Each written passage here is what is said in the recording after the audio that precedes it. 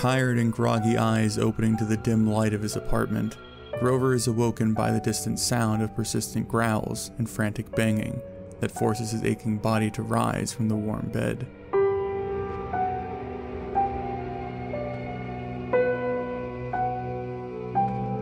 Gingerly making his way downstairs with a knife firmly in his grip, the agitated senior finds his handiwork being battered against by the relentless undead and steps out into the rainy night to see the annoyances dealt with.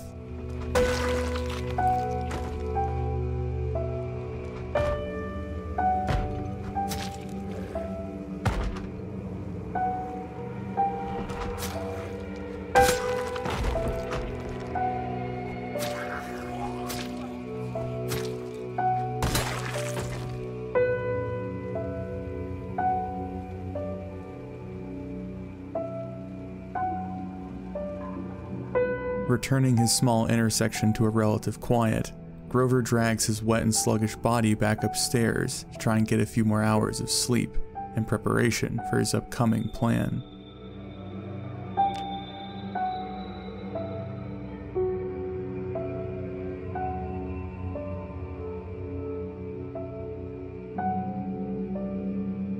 Rising to a rainy dawn, and already knowing he hadn't gotten the full rest he needed, the frustrated survivor settles his grumbling with the morning smoke and focuses his mind on the task at hand.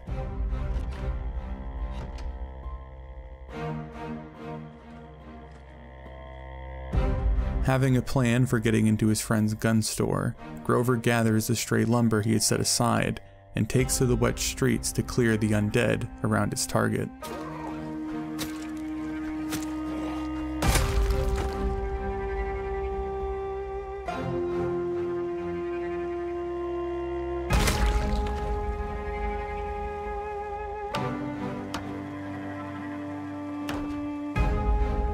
First putting up framing before hammering together a rudimentary wall, Grover begins to make his way over to the nearby alley to secure a ladder that was hopefully his ticket into the wealth hidden behind the barricaded storefront.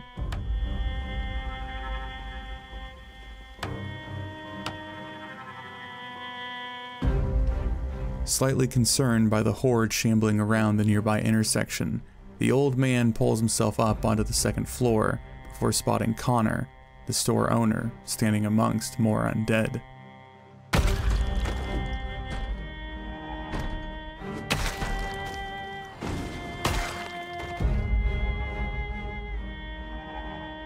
Dispatching the men that had thought themselves safe within the shop, Grover moves downstairs to find a secured door before retrieving Connor's shotgun and discovering his main stash upstairs. Knowing that plenty more weapons and ammo still resided below, Grover begins the loud and tiring process of bashing and beating down the hefty door before his earlier fear comes to fruition. Watching the horde from the east accumulating outside the store as he breaks into the main room, Grover worries for a moment that their mindless strength would put them through the shop front before he watches with relief as they smash harmlessly against the glass.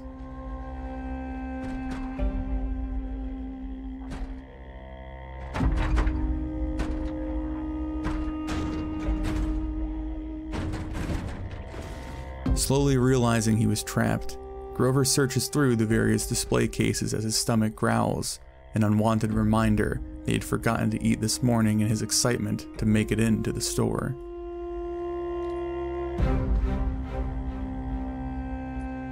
Having his situation only worsened by the sudden blaring of a car alarm, Grover holds back, flying into a pointless rage as he tries to figure out a way to clear the undead despite his groggy and protesting body.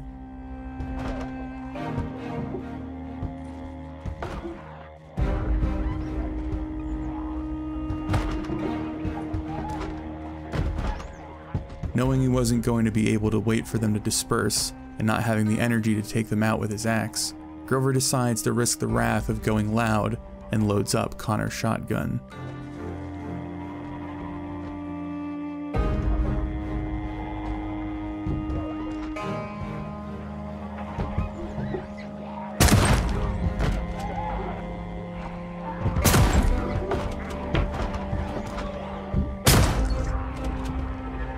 Ears ringing, Grover grumbles at the bulletproof glass and frustratingly watches as more of their ceaseless numbers pile up in his view. Convinced he'd have to take care of them from the flimsy balcony, the weary survivor loads up a reliable revolver and crawls outside to begin his bloody work.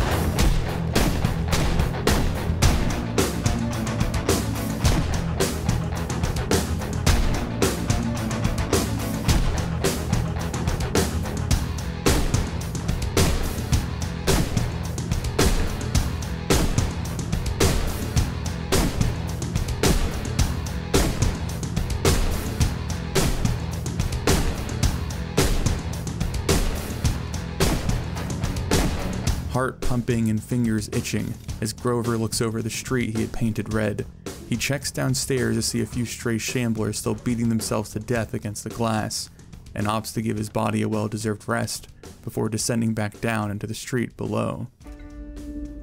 Able to taste iron in the air as his boots squelch across the crimson puddles, Grover makes his way back to his building to see his various barricades torn down by the attracted horde.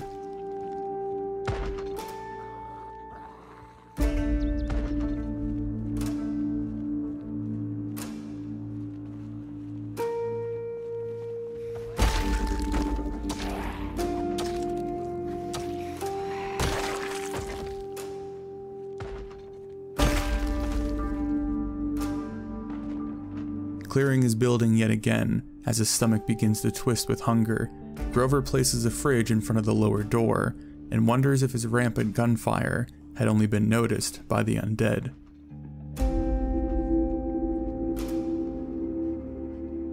Pushing down his concerns as he finally gets some well-deserved food, Grover snuffs out his lingering paranoia with a cigarette before letting his ragged body collapse into bed.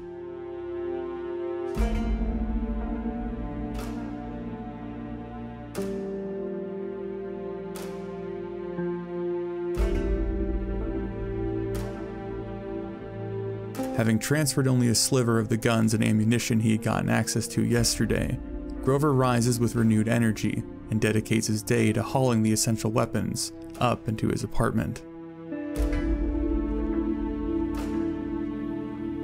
Recognizing that he had most certainly put a dent in the local population, Grover begins to enjoy the relative calm now surrounding his street, despite the rancid smell that was quickly swelling in the blistering summer heat.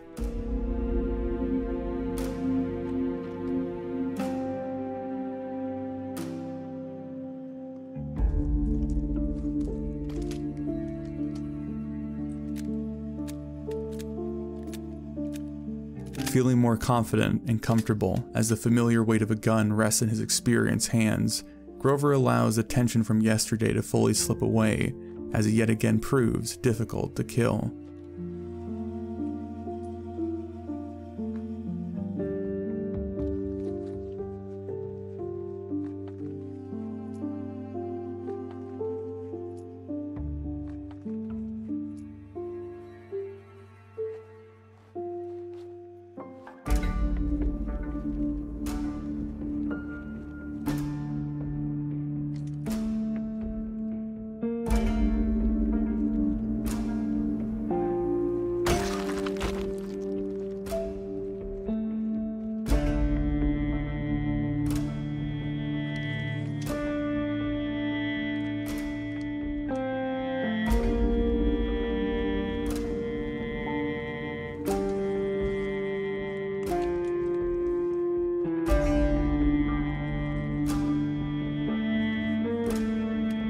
Sometimes I wonder if I'm truly protected by God, or just endless dumb luck.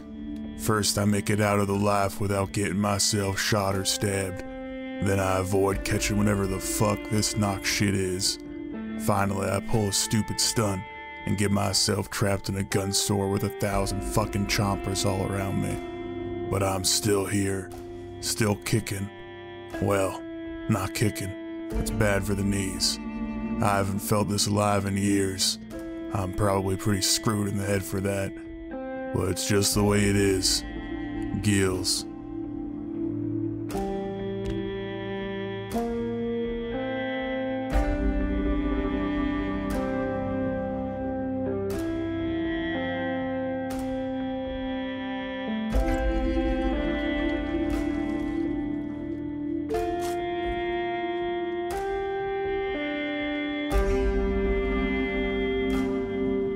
Stepping out into the foggy morning to clear the stragglers moving about his street, Grover moves to make his final trip from the gun store, so he no longer has to worry about someone else trying to take it, and his attention can shift to his next task.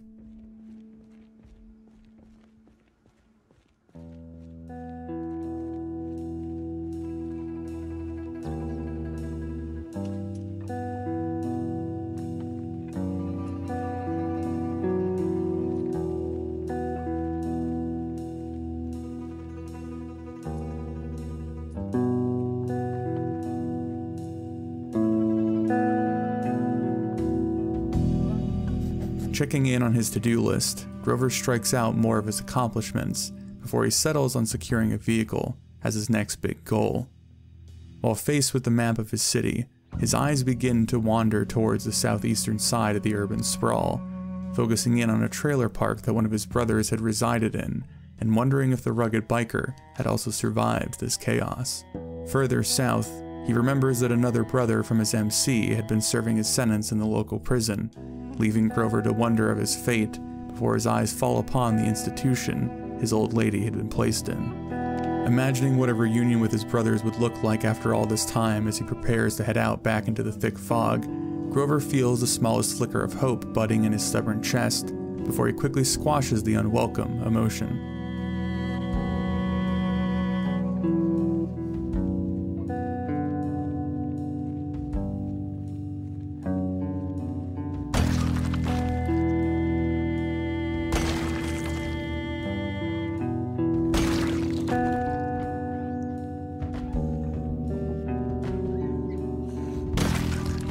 Cleansing the street once more, Grover turns his attention back towards the small warehouse next to his building and begins the slow process of clearing out the space to prepare a makeshift garage.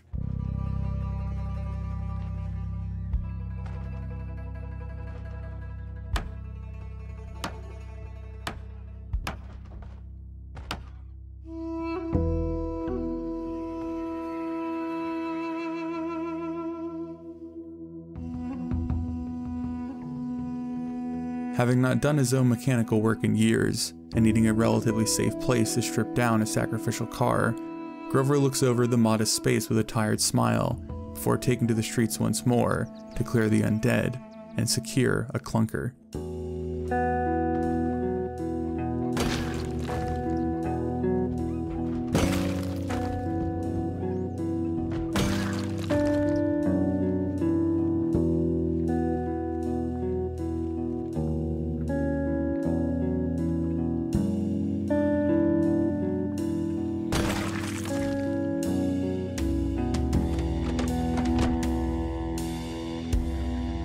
Spurring on the rust bucket of a station wagon he had found the keys to, Grover limps the pathetic vehicle towards his chop shop.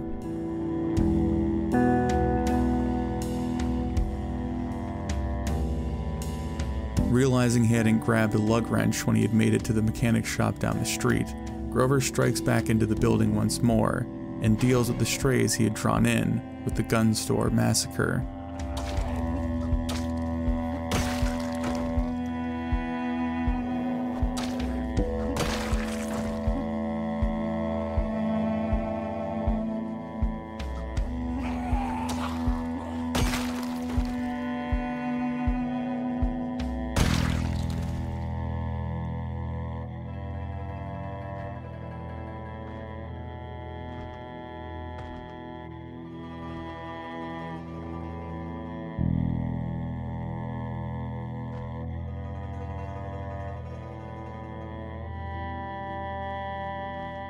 Truly pleased with himself and all that he had accomplished as he looks forward to getting his hands dirty with something beside blood and guts, Grover temporarily forgets the troubles of this shattered world as he simply becomes a man working on a car.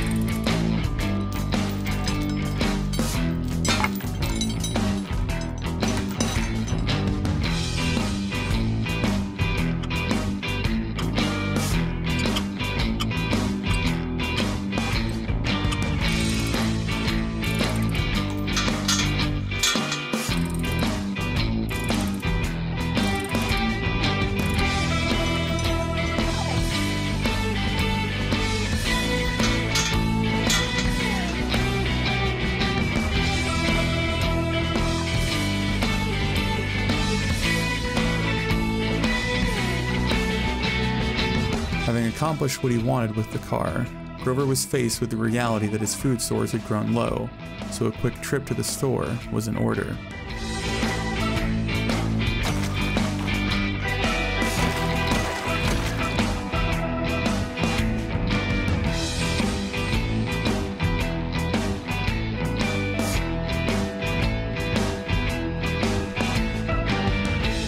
Food sorted, it was time for the stubborn senior to familiarize himself with electronics, pointing him in the direction of the neighboring building and its many sacrificial devices.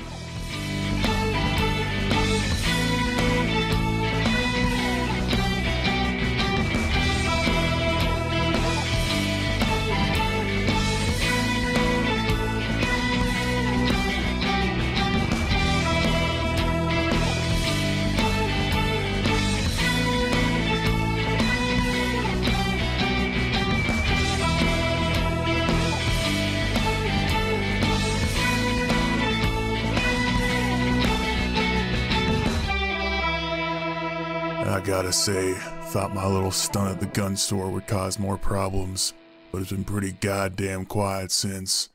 Maybe some scrappy fucker heard just how many rounds I shot off and decided it wasn't worth testing his luck. Or maybe some terrified desk jockey thought the government was coming to finish the job. Either way, gotta admit that I'm glad everyone else is leaving me alone. It gives me plenty of time to work on acquiring a ride and to haul my ass across Memphis. Gills.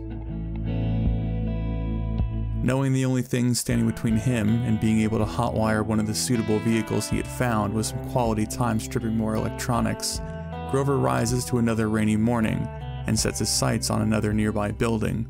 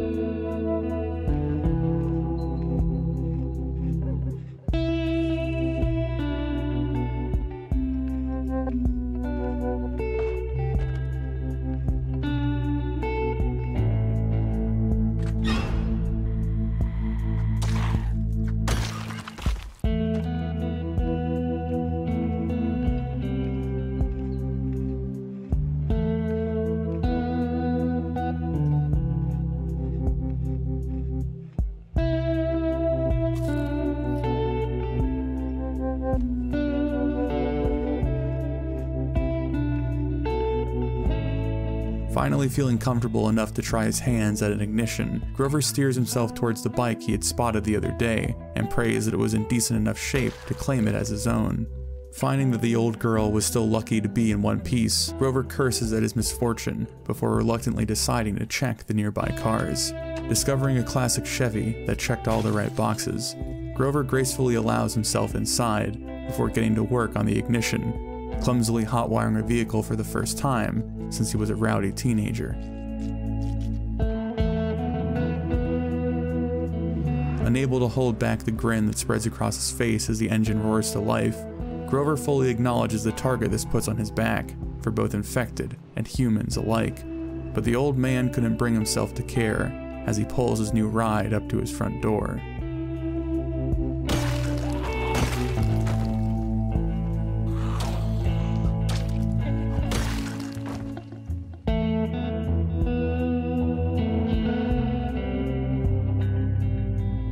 Making his way back up to his apartment, Grover reflects on his situation over yet another cigarette and realizes that there is no longer anything keeping him here. As he had concluded earlier, staying in the city was a death trap, and anyone he'd like to see before he died was likely on the other side of town, though reaching them meant going through an uncertain hell. Not letting fear dictate his life, Grover decides he'll set out the following morning, spending the afternoon packing up his most essential supplies and saying his final goodbyes to his dingy apartment.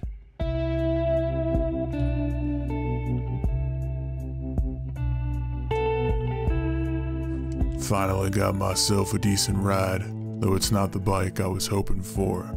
I'm sure it's gonna be tighter than a nun's knees driving through the city, but the only people I'd like to still see alive are on the opposite end of this fucking graveyard.